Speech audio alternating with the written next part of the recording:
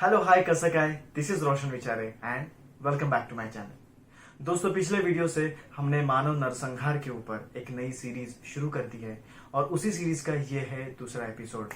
इस सीरीज में मैं आपको ऐसी कुछ अनसुनी घटनाएं, ऐसे कुछ उलझाने वाले सच बताऊंगा जिन्हें सोचकर आप भी हैरान हो जाओगे। सबसे पहले मैं आप सभी का शुक्रिया अदा करना चाहूंगा क्योंकि मेरे पहले ही वीडियो को आपने बहुत सारा प्यार दिया।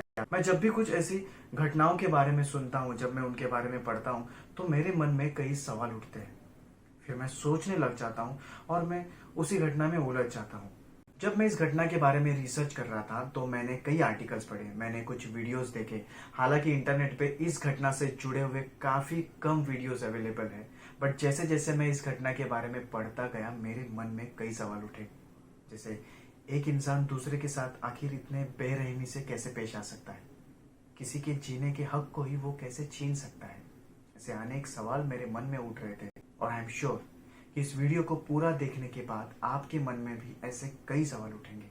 तो इस वीडियो को आखिर तक देखें और आपके मन में जो जो सवाल उठे उनको सुलझाने की कोशिश जरूर करें। जिस तरह से सिर्फ एक चिंगारी से आग लग जाती है और उस आग में जल के पूरा जंगल खाक हो जाता है, उसी तरह से इस घटना ने मानव इतिहास के पूरे एक पन्ने को झकझोर के रख दिया था।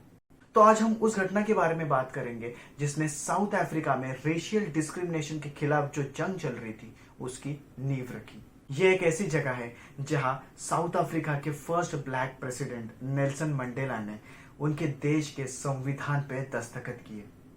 साउथ अफ्रीका की फेमस जोहान्सबर्ग सिटी से सिर्फ 50 किलोमीटर की दूरी पर यह जगह है जहां पे इतिहास ने पिछले शतक का सबसे दर्दनाक और बेरहम नरसंहार देखा। तो ये कहानी है उस शहर की, वहां रहने वाले कृष्णवर्णीय लोगों की। इस घटना को जानने के लिए हमें जाना होगा 17वीं शताब्दी में, जब अफ्रीका में डच ईस्ट इंडिया कंपनी ने अपनी कॉलोनीज बनाना शुरू किया था। डच लोगों के बाद वहां पे फ्रेंच आए, फ्रेंच के बाद वहां पे ब्रिटिश कॉलोनियां भी बनी। इन सभी का एक ही मकसद था कि ज्यादा से ज्यादा प्रॉफिट कमाए। अफ्रीका एक गॉड गिफ्टेड कॉन्टिनेंट है। गॉड गिफ्टेड से मेरा ये कहना है कि अफ्रीका में हीरे से लेकर तांबे तक ऐसी बहुत सी इंपॉर्टेंट चीजों की खदानें हैं जिसमें इन यूरोपियन कंट्रीज का इंटरेस्ट था। इसी के तहत उन्होंने वहां पे अपनी अपनी कॉलोनीज बनाई और वहां की जो नेटिव ब्लैक पॉपुलेशन थी उन पे उन्होंने बहुत जुल्म ढाए। 1960 का दशक आते आते वहां की जो नेटिव ब्लैक पॉपुलेशन थी उनके हक के लिए लड़ने के लिए अफ्रीका में ANC यानी अफ्रीकन नेशनल कांग्रेस और PAC यानी पैन अफ्रीकानिस्ट कांग्रेस, ये दो प्रमुख पॉलिटिकल पार्टीज थी। हालांकि वहां के नेटिव ब्लैक पॉपुलेशन को वोटिंग राइट्स तब नहीं थे, इसीलिए वहां पे जो भी गवर्नमेंट बनती थी वो होती थी व्हाइट लोगों की। 1948 में साउथ अफ्रीका के इलेक्शन नेशनल पार्टी ने जीते और उस पार्टी के एक प्रमुख नेता डॉक्टर हेनरिक वर्वुड, जो बाद में जाके वहां के प्राइम मिनिस्टर भी बने, उन्होंने अपार्टाइड को लीगलाइज किया और उन्होंने अपार्टाइड को प्रमोट भी किया। अब ये अपार्टाइड होता क्या है? अपार्टाइड एक अफ्रीकन वर्ड है और उसका इंग्लिश मतलब है अपार्ट, मतलब लोगों को अलग करना। अब यहाँ पे श्वेत वर्णीय और बगैर श्वेत वर्णीय लोगों को अलग करने की बात हो रही है, मतलब white people and people who are not white. तो ये अपार्टाइड गवर्नमेंट इतनी बेरहम क्यों थी? क्योंकि इसी अपार्टाइड के चलते वहां पे जो नेटिव नॉन व्हाइट लोग हैं उनके ऊपर कई ज्यादा ज्यादतियां की गई।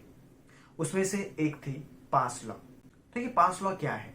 तो अफ्रीका में बहुत सालों से वहां के जो ब्लैक पॉपुलेशन थी उन्हें इंपॉर्टेंट सिटीज में आने से रोकने के लिए वहां के व्हाइट गवर्नमेंट ने लोगों को पास देना शुरू कर दिया था। इस पास को आगे जाके रेफरेंस बुक ये भी नाम दिया गया। बट अब इस रेफरेंस बुक में होता क्या था? तो इस रेफरेंस बुक में वहां के नॉन व्हाइट लोगों की पूरी जानकारी होती थी, जैसे उनका नाम, वो कहाँ काम करते हैं, उनकी फैमिली हिस्ट्री भी उसमें लिखी होती थी। और इतना ही नहीं, तो ये लोग कहाँ कहाँ घूम चुके हैं उसके बारे में सारी जानकारी इस रेफरेंस बुक में होती थी।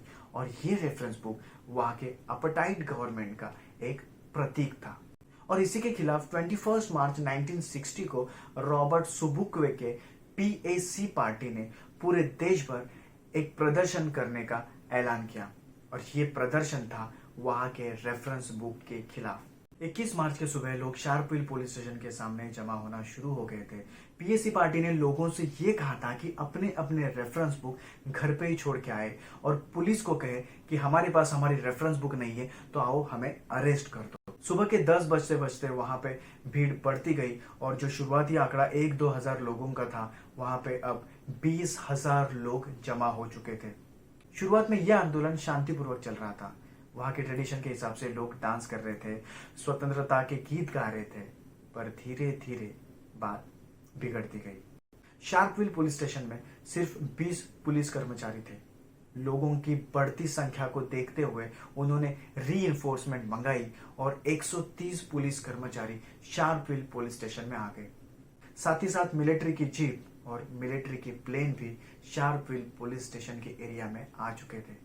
लोगों को वहां से हटाने के लिए मिलिट्री के जो प्लेन थे वो काफी कम ऊंचाई से वहां पे उड़ रहे थे, बट ये किसी भी चीज का लोगों पे कोई असर नहीं हो रहा था। दोपहर के 1 बजते बजते वहां की स्थिति और भी ज्यादा बिगड़ गई। पुलिस ने कुछ लोगों को अरेस्ट करने की कोशिश की। उसके बाद पुलिस ने टीयर गैस का भी इस्तेमाल किया, बट लोगों पे इसका कोई भी असर नहीं हो रहा था। आखिरकार पुलिस ने उन सभी 20,000 लोगों पे ओपन फायर कर दिया। 2 मिनट में कुल 1300 से भी ज्यादा बुलेट फायर हुई और इस घटना में 69 लोगों की जान गई, जिसमें 10 बच्चे और करीब 30 महिलाएं भी शामिल थी। 180 से ज्यादा लोग इस पूरी घटना में घायल हुए। हैरान करने वाली एक बात यह है कि इसमें जो लोग मरे थे उनमें से ज्यादातर लोगों को पीठ पे गोली लगी थी। आपको तो पता ही है कि पीठ पे तब गोली लगती है जब लोग अपना बचाव करने के लिए भाग रहे होते हैं, ना कि वो अटैक करते हैं। साउथ अफ्रीकन पुलिस ने यह कहा कि लोगों ने सबसे पहले हम पे हमला किया और हमने जवाबी कार्यवाही में उन पे गोलियां बरसाई। पर पीठ पे गोलियां, ये बात जाहिर करती है कि लोग अपना बचाव कर रहे थे, ना कि पुलिस पे अटैक। चारों तरफ खून, आवाजें, डर, हड़कंप और दहशत का माहौल था। सिर्फ कृष्ण वर्णीय होने के कारण उस दिन वहां पे 69 मासूमों को अपनी जान गंवानी पड़ी थी। इस घटना के प्रत्यक्षदर्शी एक फोटोग्राफर थे जिनका नाम है यान बेली। तो यान बेली ने अपने स्टेटमेंट में ये कहा कि शुरुआत में उन्हें ये लगा कि लोगों को वहां से हटाने के लिए, लोगों को डराने के लिए पुलिस ब्लैंक फायर कर रही है, बट कुछ ही सेकंड्स में उन्हें पता चला कि पुलिस असली गोलियां लोगों पे दाग रही है। इस घटना के बारे में जब मैं अपना रिसर्च कर रहा था तब मैंने एक इंटरव्यू वीडियो देखा। ये वीडियो लैडिया महाबुके नाम की एक महिला का था जो उस दिन वहां से जीवित बच निकली थी और वो एक प्रत्यक्षदर्शी थी। तो उन्होंने अपने स्टेटमेंट में ये कहा कि शांतिपूर्वक तरीके से आंदोलन चल रहा था, लोग नाच रहे थे, गा रहे थे, पर तभी बिना किसी वार्निंग पुलिस ने ओपन फायर किया। एक प्रत्यक्षदर्शी ने अपने स्टेटमेंट में ये भी कहा कि इस घटना के बाद वहां पे जो लोग मर गए थे उनके हाथों में साउथ अफ्रीकन पुलिस ने चाकू और गन्स रखी और उन्होंने ये सीन क्रिएट करने की कोशिश की कि वहां पे जो लोग इकट्ठा हुए थे वो पुलिस फोर्स पे हमला करने के हेतु ही वहां जमा हुए थे। इस पूरी घटना पे कुछ लोगों का यह कहना है कि शुरुआत में लोगों ने पुलिस पे पत्थर फेंके और उसके बाद जवाबी कार्यवाही करते हुए पुलिस ने वहां जमा हुए लोगों पे फायर किया। बट कुछ लोगों का यह मानना है कि पुलिस ने बिना किसी वार्निंग लोगों पे ओपन फायर किया। इस पूरी घटना के बाद जब पुलिस का स्टेटमेंट लिया गया तब रीइंफोर्समेंट के कमांडिंग ऑफिसर लेफ्टिनेंट कर्नल पायनर ने अपने स्टेटमेंट में ये कहा कि उन्होंने लोगों पे ओपन फायर करने का कोई भी आदेश पुलिस कर्मियों को नहीं दिया था। उन्होंने अपने स्टेटमेंट में आगे ये भी कहा कि वहां पे जो पुलिसकर्मी तैनात थे उसमें से बहुत ज्यादा पुलिसकर्मी इनएक्सपीरियंस थे, यानी उनको ऐसी सिचुएशन संभालने का ज्यादा एक्सपीरियंस नहीं था। उसमें से बहुत पुलिस ऑफिसर्स ने कंटिन्यू 24 आवर्स से भी ज्यादा ड्यूटी उस दिन की थी। इन सभी फैक्टर्स के वजह से उस दिन का ये प्रेशर वो पुलिसकर्मी झेल नहीं पाए और घबराकर एक पुलिस ने सबसे पहले गोली चलाई और मानो उसके बाद चेन रिएक्शन शुरू हो गया और एक के बाद दूसरा ऐसे करते करते सभी पुलिस ऑफिसर ने गोलियां चलाना शुरू की। एक और थियरी को माने तो उसमें यह कहा गया है कि उस दिन गिलबॉय मोफोकेंग नाम के एक आंदोलनकारी वहां थे और उन्होंने दारू के नशे में हवा में एक राउंड फायर किया और जवाबी कार्यवाही में पुलिस ने ओपन फायर शुरू किया। दोस्तों, घटना एक, थियरीज अनेक। जो भी हो, साउथ अफ्रीका में एपेटाइट के खिलाफ ये पहली लड़ाई थी जो आगे जाके 30 साल तक चली और 1994 में एपेटाइट साउथ अफ्रीका से खत्म हुआ।